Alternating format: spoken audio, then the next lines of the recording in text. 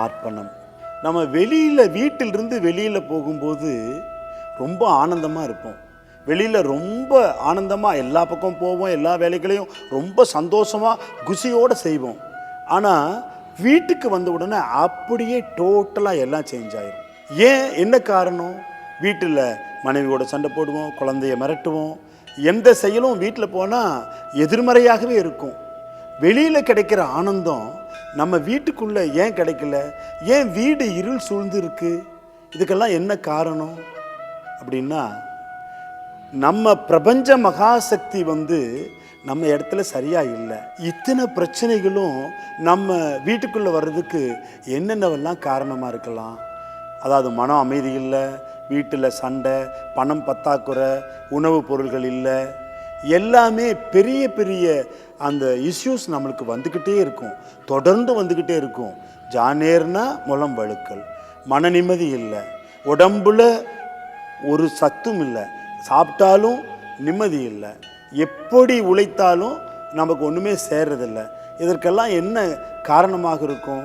நம்மளோட இடத்துல பஞ்சபூத ஆற்றலை சமநிலையில் நமக்கு வச்சுக்க தெரியலை. பஞ்சபூத ஆற்றல் தான் காரணம். பஞ்சபூத ஆற்றல் சமநிலையில் இல்லைன்னா எல்லா பிரச்சனையும் குவிஞ்சிரும். பிரச்சனைகள் ஒட்டு மொத்தமாக குவிஞ்சுதுன்னா அந்த வீட்டுக்குள்ளே எப்படி இருக்க முடியும்? இருள் சூழ்ந்து தான் கிடக்கும். பஞ்சபூதம்னா என்ன?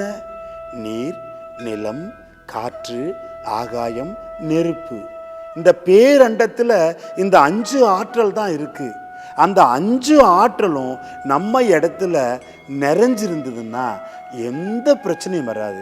இந்த பஞ்சபூத ஆற்றலை எப்படி நம்ம இடத்துக்கு கொண்டு வர முடியும்? ஏன் ஒரு வாஸ்து நிபுணர் இந்த இடத்துல கதவை வைங்க, இந்த இடத்துல ஜன்னலை வைங்க, இந்த இடத்துல வென்டிலேட்டரை வைங்க, இதனுடைய நீளம் கம்மியாக இருக்குது, அகலம் குறைஞ்சிருக்குது, இந்த இடத்துல இது இருக்கக்கூடாது, அது இருக்கக்கூடாது அப்படின்னு ஏன் சொல்கிறாங்கன்னா, இந்த பஞ்சபூத ஆற்றலினுடைய அளவு நாம் வசிக்கக்கூடிய இடத்துல அல்லது தொழில் செய்யக்கூடிய இடத்துல சரிநிகர் சமானமாக இல்லை. இந்த இடத்துல வச்சிங்கன்னா சூரிய கதிர்கள், கதவு இந்த இடத்துல வச்சிட்டோம்னா சூரிய கதிர்கள் உள்ளே வரட்டும், நெருப்பு சக்தி நிறைஞ்சிருக்கட்டும். இந்த இடத்துல ஜன்னலை வைங்க, காற்று சக்தி உள்ளே வரட்டும், காற்று நிறைஞ்சிருக்கட்டும். இந்த இடத்துல வென்டிலேட்டர் வைங்க, ஆகாய சக்தி உள்ளே வரட்டும். நீரும் நிலமும் நம்ம இடத்துலையே இருக்குது.